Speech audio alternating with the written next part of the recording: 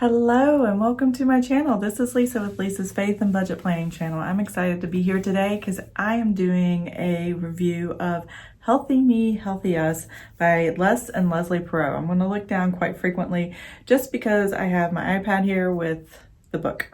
Now I've done two videos already on chapter 1 and one on chapter 2, and so far, I really like this book. I think it's a great book if you're searching to understand who you are and how to be mentally healthy, so you can have healthy relationships with other people. And it's definitely something that gets direct and to the point, which is something I like in my life. I don't like waiting around and kind of going, let's see, and let fate be everything. So that's not who I am. But I'll show you a copy of the book here. I got my iPad that has the cover. So if you're looking for this book, this is what it looks like. Healthy Me, Healthy Us. And it's definitely a good book. I highly recommend it, especially if you're wanting to have healthy relationships. And I think we're all looking for a healthy way of having relationships, whether it's parents and children or friends and best friends and acquaintances and people at church or just people at work.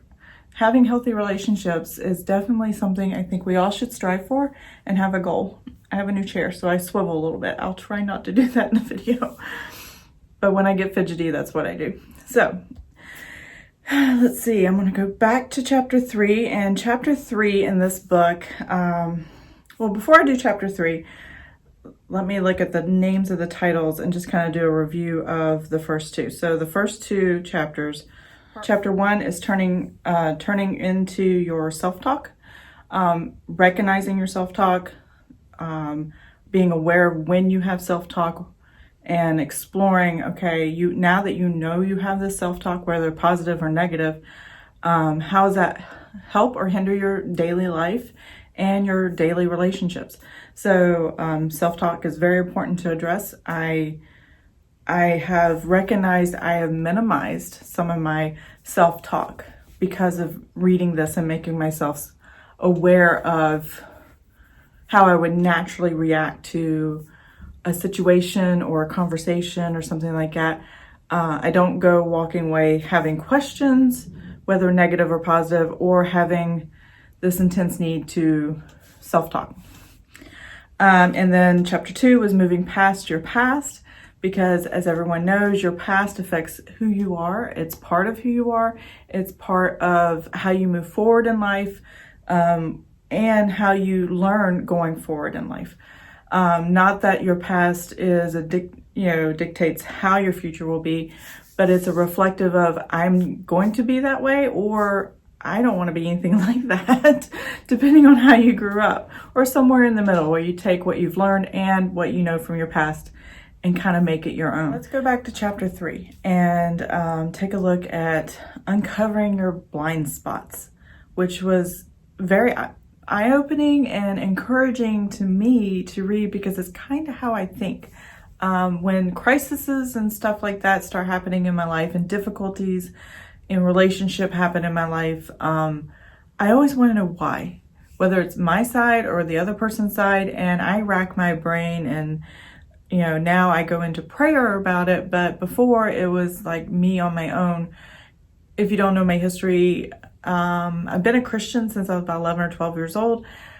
I became saved, but after that moment, I really didn't go to church very often until, let's see, I would go a few times a year with family when we go visit family, and then I would go every summer for 6 summers at a camp for 1 week every year. And then after that, I really didn't go until I got married. In the first 4 or 5 years, we went regularly to church, and I was pursuing my faith, and then crisis in marriage and crisis in faith happened. So many years passed by, and it's only been since April of 2017 have I recommitted. And I'm thanking God for that right now, because it's been the most amazing transformation. It's a slow process, but it's been an amazing transformation. And that has led me to this book, actually, I think, that I didn't expect. And this book, even if I had read this, and I think I've said this before in another video, if I read this a few months ago, I probably wouldn't have been ready for this book. But I am more ready now than I was before because of my experiences the past 4.5 years with my church and studying and Bible studies and just pursuing God every day. I didn't grow up doing that, but that is what I'm doing. So, but naturally, even when I wasn't pursuing God, I was uncovering these blind spots in my life of relationships because I wanted to prove them. I was seeking a very good and positive relationship. And to be honest, I always felt like most or all my relationships were very superficial. They weren't very deep. And I looked at relationships as fulfilling a need and not necessarily being connected with someone. And I don't want that to be who I am now. I don't want my relationship with my husband to fulfill a need. I want that connection between a husband and wife. And we've struggled with that over the years of our roles as marriage and as roles of friendship and parenting and all the roles that you play when you are in a relationship with someone else. And I've been wanting deeper and more meaningful relationships in friends. And I feel like I hold off. I allow someone in, but so far, because I'm worried about getting hurt.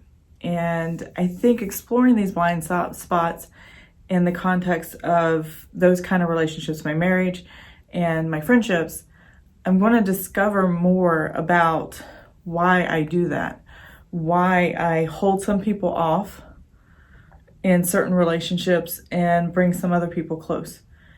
So I don't know what that is. I don't know why I do it exactly yet. I have inklings and ideas, but I've never really sat and explored it. And this chapter definitely is awesome in the sense that it takes you step by step through the process. If you're willing to do the process, answer the questions and look into yourself.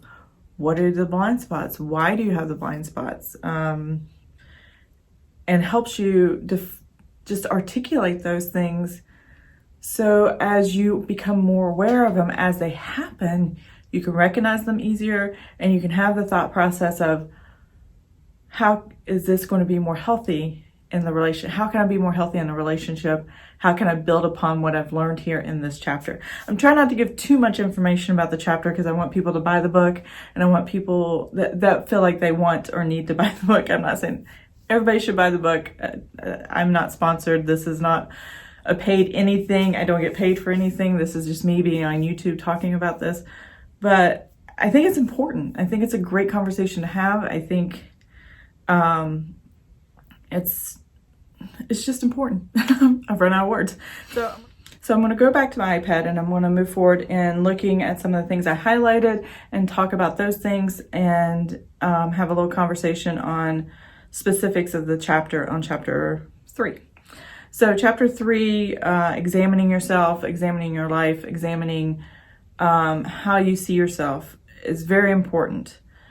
The section on the unexamined life talks about seeing self-awareness and self-exploration is very important. And when you don't do those things, you hinder yourself sometimes and have difficulty in relationships, or it could build up to where it's an unhealthy relationship. People who seem to be happy and healthy and moving forward, they are the ones that statistically can and are capable of self-examine and self-exploration of their life, and they're willing to kind of go into those darker places and difficult places and examine them to approach life at a more healthy way.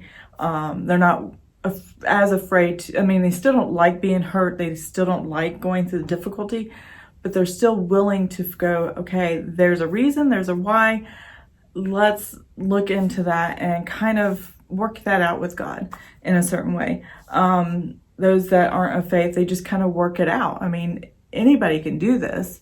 It's just sometimes I believe with faith it could be so much more and so much greater because God's going to reveal even more. But if you're not of faith, that's okay. You can still use this book.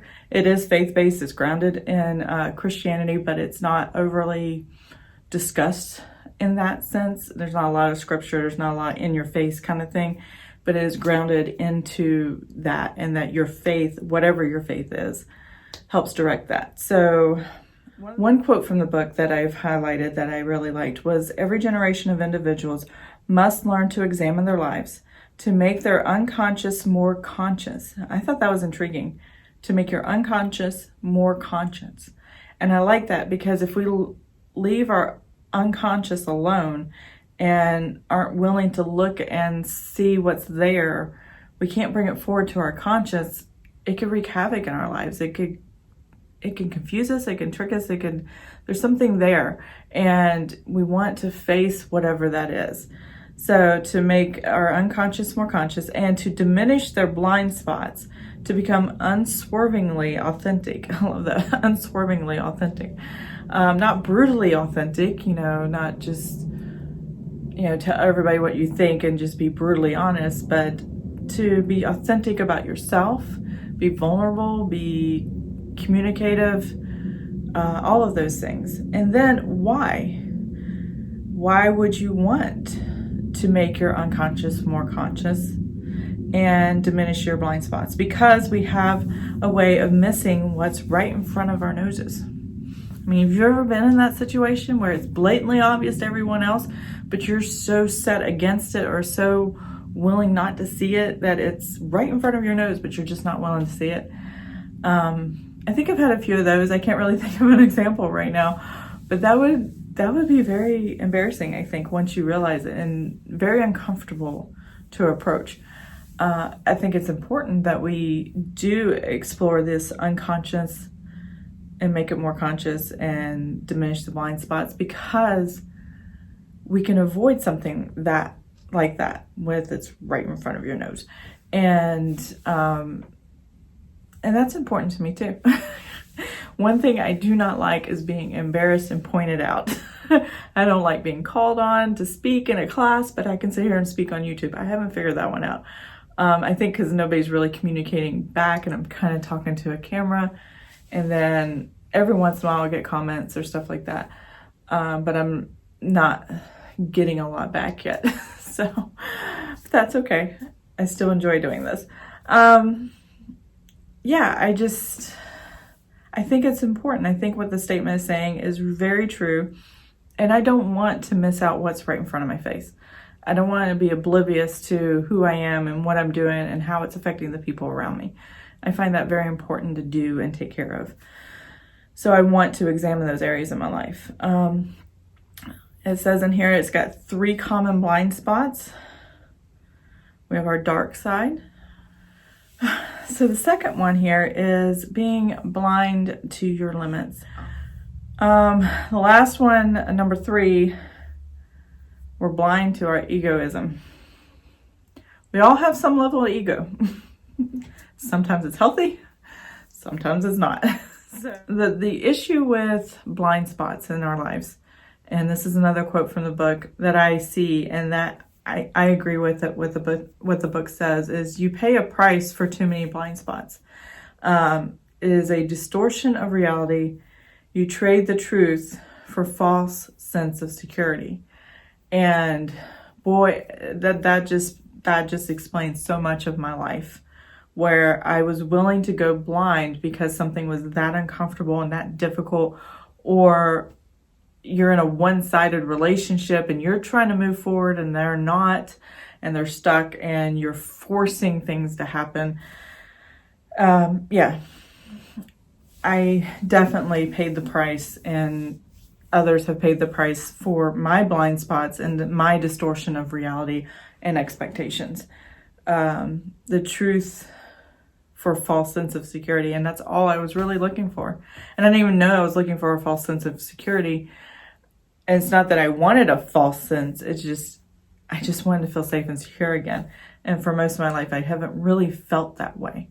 So yeah, that was something, that's something you really have to think about. You know, are you putting too many blind spots in your life, not dealing with things that keep popping up in your face and you're like, nope, I'm not seeing that. Nope, I'm not seeing that. And just to feel safe when reality is something completely different and you're distorting your own reality.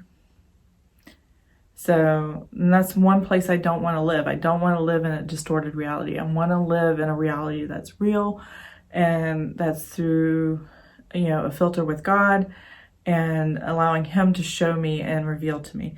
So it definitely affects your friendships, your job, your marriage, and your peace of mind. And if you don't have peace of mind, this might be something you're dealing with. And you might want to look into trying to process that. And then they go into the 3 payoffs for increasing self-awareness. So there is a great benefit that they list in here for being self-aware and willing to go through that process that is uncomfortable and not fun. But on the other side, it lowers your stress. It strengthens your relationships. And what's the other one? And it unlocks personal freedom. And who doesn't want more freedom?